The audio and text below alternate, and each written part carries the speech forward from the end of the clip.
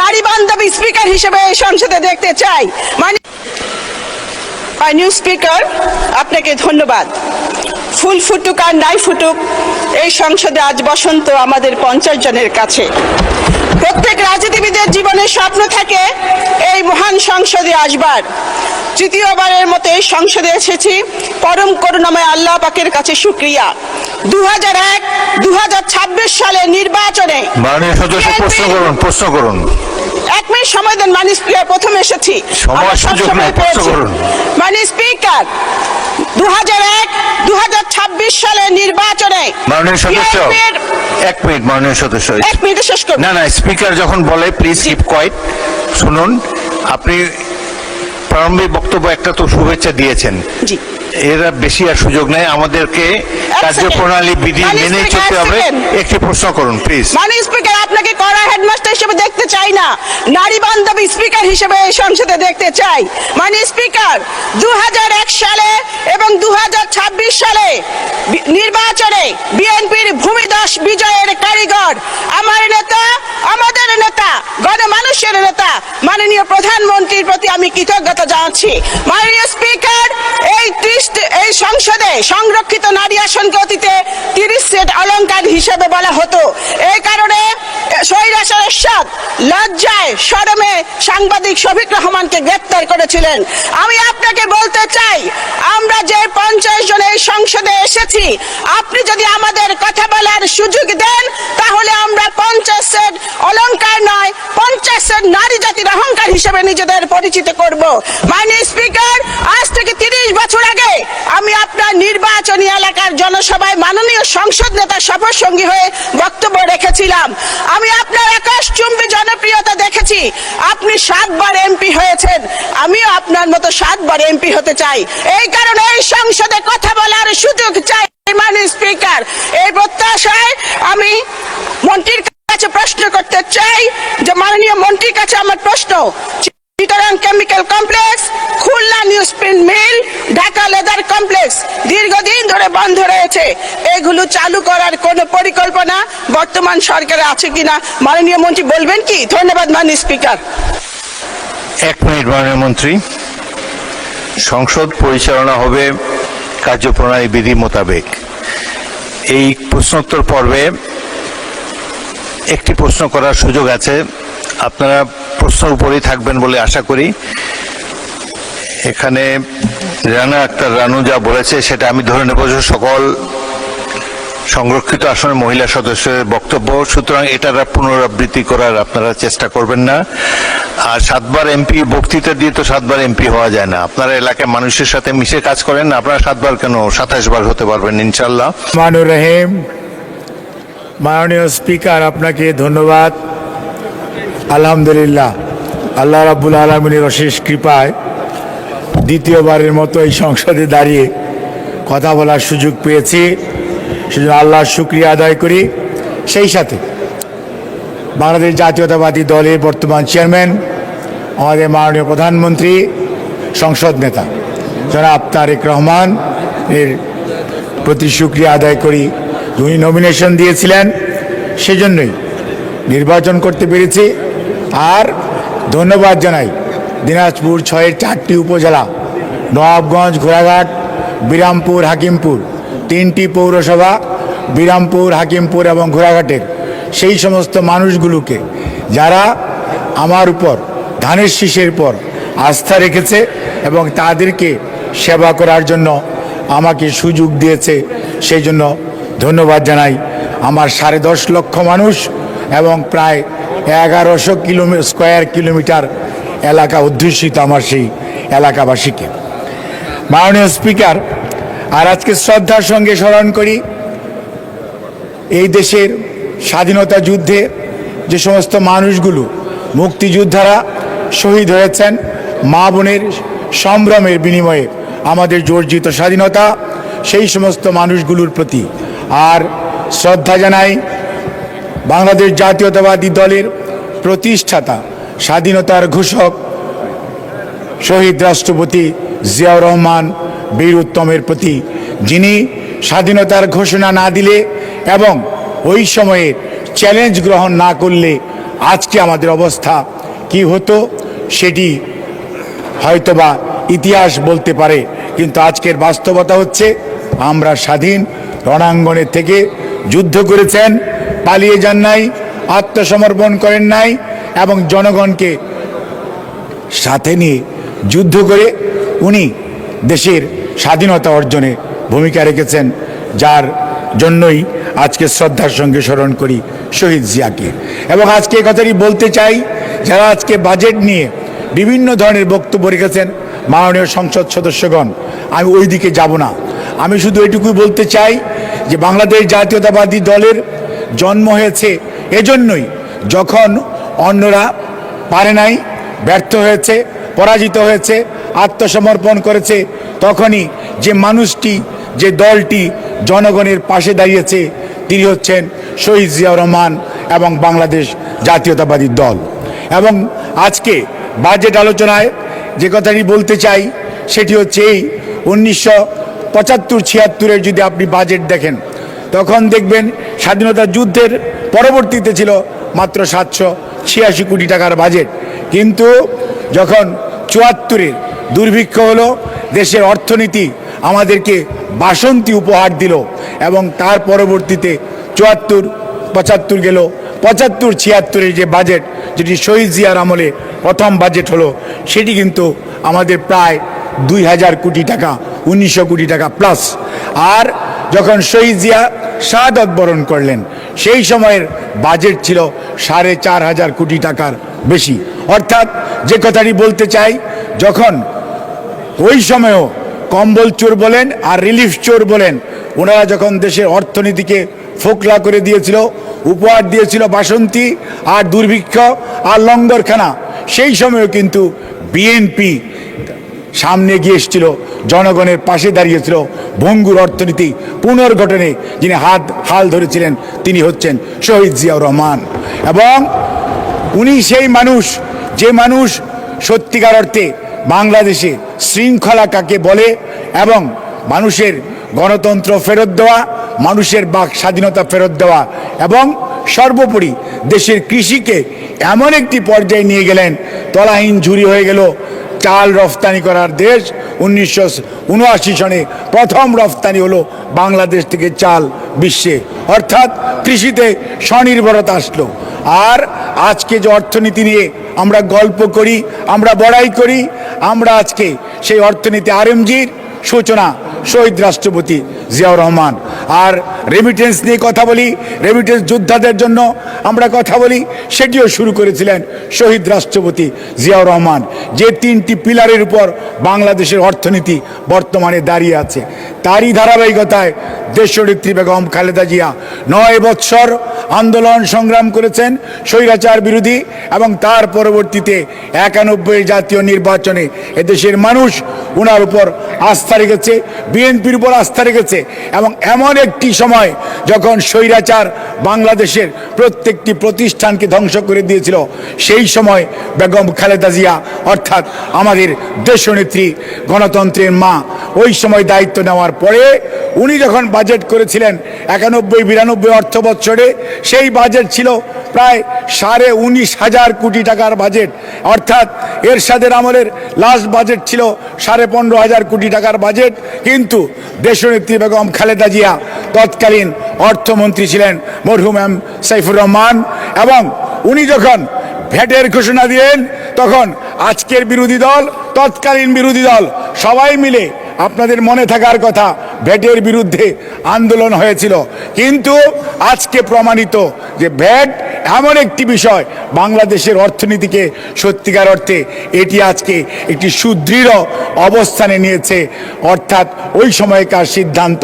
তার পরবর্তীতে যখন আপনার আবারও খালেদা জিয়া আপনার প্রধানমন্ত্রী হিসেবে দায়িত্ব পালন করেছেন, উনি এই দেশের নারী শিক্ষা বলেন অথবা মানুষ বিনা পয়সায় শিক্ষা বলেন, আজকের নারী বিষয়ক বলেন, শিশু বিষয়ক বলেন, মুক্তিযুদ্ধ বিষয়ক মন্ত্রণা বলেন, প্রত্যেকটার পিছনে যে নামটি জড়িত সেটি হচ্ছে বেগম খালেদা জিয়া বাংলাদেশ জাতীয়তাবাদী দল। অর্থাৎ বিএনপি এমন একটি দল যেই দল সব সময় মানুষের পাশে থাকে, মানুষের কথা বলে, মানুষের দুঃখ দুর্দশা লাঘবে ভূমিকা রাখে।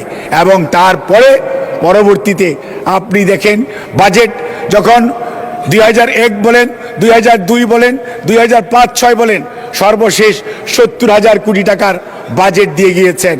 আর বিগত স্বৈরাচার অর্থাৎ পলায়নকৃত স্বৈরাচারের 2022-23-এর বাজেট ছিল, যেটা মানে 23-24-এর বাজেট, সেটা ছিল 6 লক্ষ কোটি টাকা প্লাস। আর এই বছর আমাদের যোগ্য অর্থমন্ত্রী জনাব আমির খসরু মাহমুদ চৌধুরী উনি 9,38,000 কোটি টাকার বাজেট দিয়েছেন। কোন সময়ে? যখন স্বৈরাচার এই দেশ থেকে বিলিয়ন বিলিয়ন ডলার দেশের থেকে পাচার করেছে এবং বাংলাদেশের এমন কোনো গণতান্ত্রিক প্রতিষ্ঠান নাই, এমন কোনো প্রতিষ্ঠান নাই, প্রত্যেকটি প্রতিষ্ঠানকে ধ্বংস করে দিয়েছে। ব্যাংকিং খাতকে একদম ফোকলা করে দিয়ে বাংলাদেশ ব্যাংকে লুট করে নিয়ে গেছে। সেই অবস্থায় সেই অর্থনীতি, ভঙ্গুর অর্থনীতির উপর দাঁড়িয়ে আমির খসরু মাহমুদ চৌধুরী আমাদের নেতা অর্থাৎ সংসদ নেতা জনাব তারেক রহমানের সুনির্দিষ্ট দিক নির্দেশনায় 9,38,000 কোটি টাকার বাজেট ঘোষণা করেছে। অর্থাৎ বিএনপি চ্যালেঞ্জ নিতে জানে, চ্যালেঞ্জ গ্রহণ করতে জানে, চ্যালেঞ্জ বাস্তবায়ন করতে জানে। কাজেই বিএনপির হারানোর বা ভয়ের কিছু নাই। বিএনপি হচ্ছে এমন একটি রাজনৈতিক দল, যেই রাজনৈতিক দল সত্যিকার অর্থে এদেশের মানুষের পাশে থেকে যুদ্ধ করেছে, লড়াই করেছে, স্বাধীনতা এনে দিয়েছে এবং বাসন্তী তাড়িয়ে এদেশ থেকে আপনার চাল রফতানি করেছে। আজকে আমরা মোটা কাপড় পরি, সেইটি শহীদ রাষ্ট্রপতি জিয়াউর রহমানের যে আরএমজি সেক্টরের এই যে রফতানি, আজকে আমাদের যে অর্থনৈতিক অবস্থা, প্রত্যেকটার পিছনে যেটি জড়িত সেটি হচ্ছে বাংলাদেশ জাতীয়তাবাদী দল। আর বিএনপি তো কাজ করবেই। বিএনপি তো সেই দল, আজকে যারা মুক্তিযুদ্ধের কথা বলেছিলেন, মুক্তিযুদ্ধের কথা বলতে বলতে মুখে ফেনা তুলে ফেলেছেন, তারা কিন্তু মুক্তিযোদ্ধাদের জন্য কিছুই করে নাই।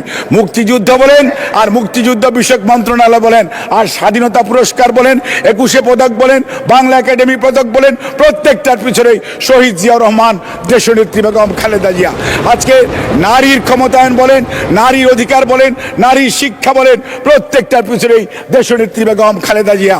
অর্থাৎ আমরা যেটি বলতে চাই, বাংলাদেশের যত ভালো কিছু আছে প্রত্যেকটার সাথে জড়িত যেই নাম সেটি হচ্ছে বেগম খালেদা জিয়া, শহীদ জিয়াউর রহমান এবং বাংলাদেশ জাতীয়তাবাদী দল।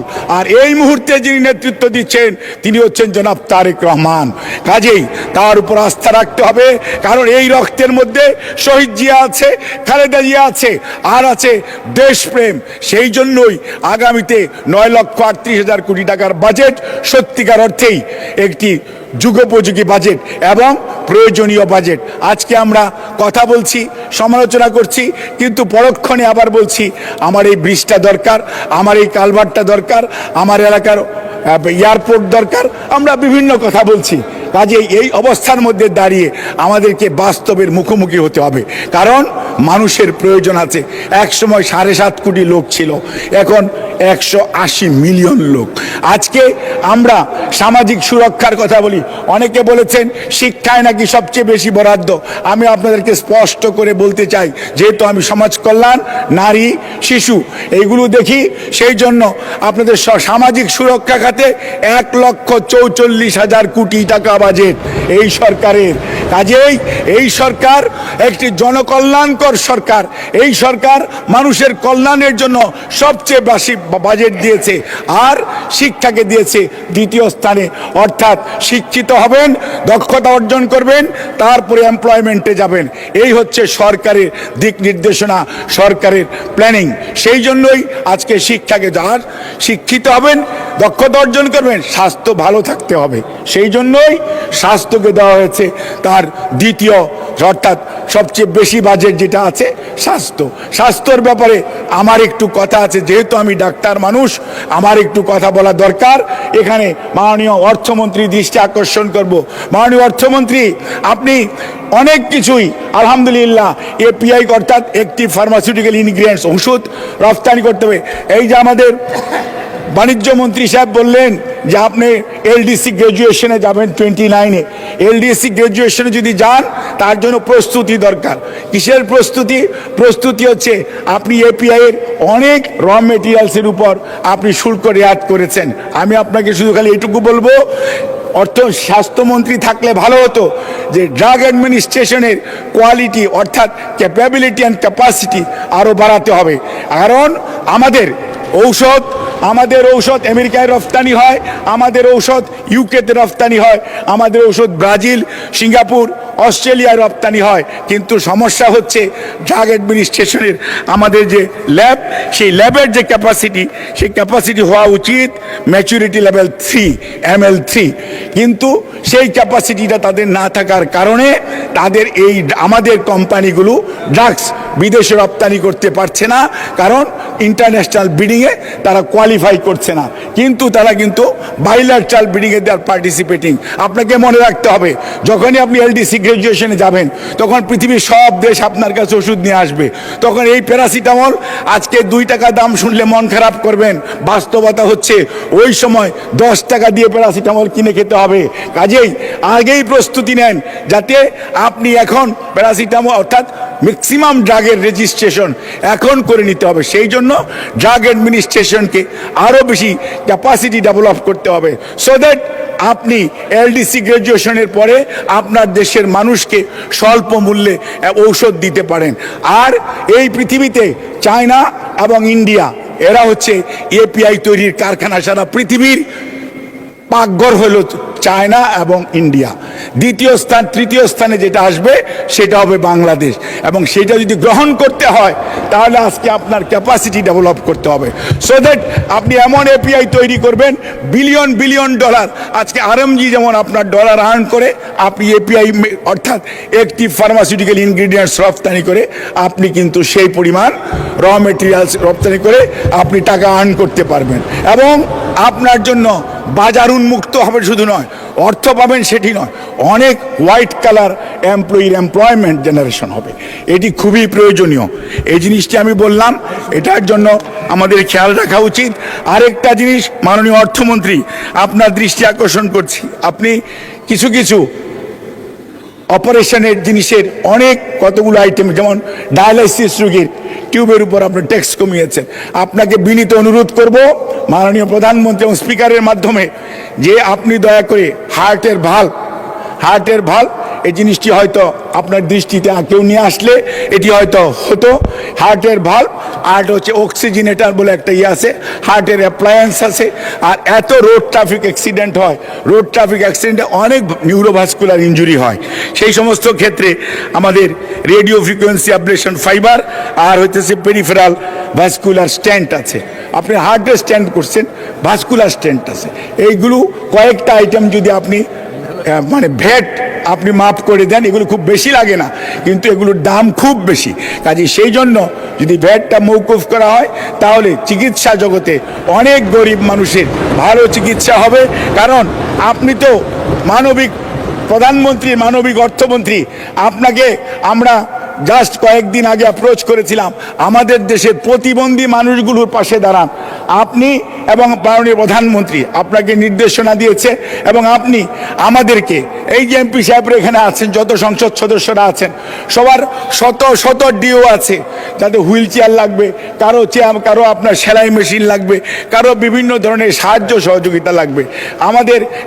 আমাদের সরকার যেহেতু একটি মানবিক সরকার, এই সরকারের নির্বাচনী কমিটমেন্ট আছে প্রতিবন্ধীদেরকে সহযোগিতা করার জন্য।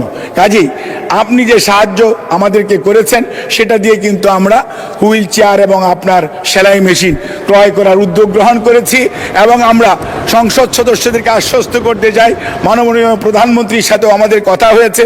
আমরা 350 জন সংসদ সদস্য এখানে উপস্থিত আছেন আলহামদুলিল্লাহ।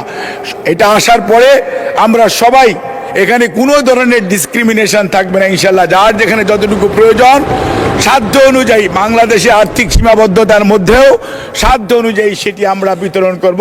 এবং মাননীয় অর্থমন্ত্রী আমাদেরকে বারবার বলেছেন, কারণ উনি ওই কমিটির চেয়ারম্যান, আমি ওই কমিটির সদস্য সচিব, উনি বারবার বলেছেন যে প্রতিবন্ধীদের বিষয়, ডিসেবলদের জন্য দেয়ারা 11 ধরনের ডিসেবলড আছে, প্রতিবন্ধী আছে, তাদের পাশে দাঁড়ানো আমাদের সবার নৈতিক দায়িত্ব।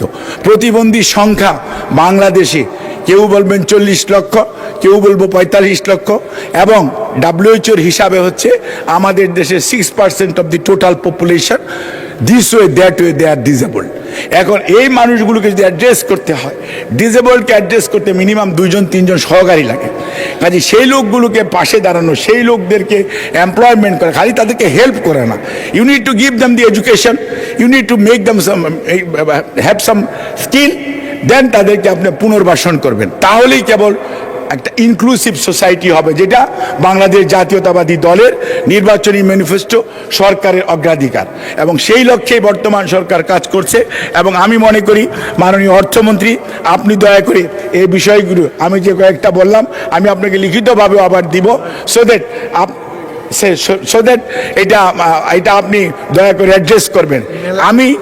আমি যে জিনিসটা আরেকটু বলতে চাই, আজকে না কনজেনিটাল হার্ট ডিজিজের টাকা দেয়, কনজেনিটাল হার্ট ডিজিজের টাকা আগে থেকেই দেয়, সেটা আমি জন্য বলি না। উনি কিন্তু cirrhosis of liver, congenital heart disease, তারপরে আপনার হচ্ছে লিভার ডায়ালাইসিসের জন্য, তারপরে যে কোনো ধরনের মেলিগনেন্সিতে ওরা আমাদের সরকার কিন্তু সহযোগিতা করে। কিন্তু তারপরেও বলবো, আমরা 50,000 থেকে 1 লক্ষ টাকা করেছেন, 300 কোটি টাকার বাজেট 650 কোটি টাকা করেছেন, সেই জন্য আপনাকে ধন্যবাদ। কিন্তু তারপরও আমি বলবো যে আপনার এই সেক্টর হচ্ছে এত বেশি প্রয়োজন মানুষের, সত্যিকার অর্থে এখানে আরও যদি বাড়ানো যায়, এটা আপনার দয়া করে খেয়াল রাখার জন্য আমি আপনার কাছে বিনীত অনুরোধ করছি। আরেকটা হচ্ছে যে কাজটা ফ্যামিলি কার্ড, যেটা অনেকেই বলেছেন, আমি শুধু আপনাদেরকে আশ্বস্ত করতে চাই, আমি অনেক সংসদ সদস্যের বক্তব্য শুনেছি, ফ্যামিলি কার্ড আগামী 4 বছরে পর্যায়ক্রমে বাস্তবায়ন করা হবে। আমরা 3 টার্মে আমরা পাইলটিং করেছি, মাননীয় অর্থমন্ত্রী সেই কমিটির চেয়ারম্যান, আমাদের অনেক মন্ত্রী মহোদয় এবং উপদেষ্টাগণ, সরকারি উচ্চপদস্থ কর্মকর্তারা সদস্য, আমি নিজেও সেটার সদস্য সচিব হিসেবে দায়িত্ব পালন করছি। এখানে এই বছর অর্থাৎ জুলাইয়ের 1 তারিখ থেকে 30শে জুন পর্যন্ত আপনার টোটাল হবে পাইলটিং সহ 41 লক্ষ পরিবার সুবিধা পাবে। ইট ইজ নট দ্যাট যে ফ্যামিলি প্ল্যানিং বা ফ্যামিলি কার্ড 41 লক্ষকে দেওয়া হবে, ফ্যামিলি কার্ড দেওয়া হবে বেশি সংখ্যক মানুষকে, সুবিধাভোগী হবে 41 লক্ষ পরিবার। এবং সেইটার জন্য অলরেডি 14,500 কোটি টাকার যে বাজেট, সেই বাজেট অলরেডি আপনার আমাদের যে অ্যানুয়াল ডেভেলপমেন্ট প্ল্যান এডিপিতে এখন আছে। কাজে এই অবস্থায় আমরা চাইব, এবং এটা কোনো এলাকা হবে না, 300টি আসনে একযোগে ইনশাআল্লাহ এই কর্মসূচি, আপনাদের কোনো ডিও লেটার, কোনো তদবির করার প্রয়োজন পড়বে না। ফ্যামিলি কার্ড, ফ্যামিলি প্রত্যেকটা বাড়ি বাড়ি যে খুঁজবে, ফ্যামিলি কার্ডকে কাউরে খুঁজতে হবে না, ফ্যামিলি কার্ড নিজে আপনাদের বাড়ি যে ওই সমস্ত যে পরিবাররা ফ্যামিলি কার্ড পাওয়ার উপযুক্ত তাদেরকে খুঁজে বের করবে, তাদেরকে দিবে, আপনারা শুধু খালি সুপারভাইজ করবেন যাতে। ধন্যবাদ মাননীয়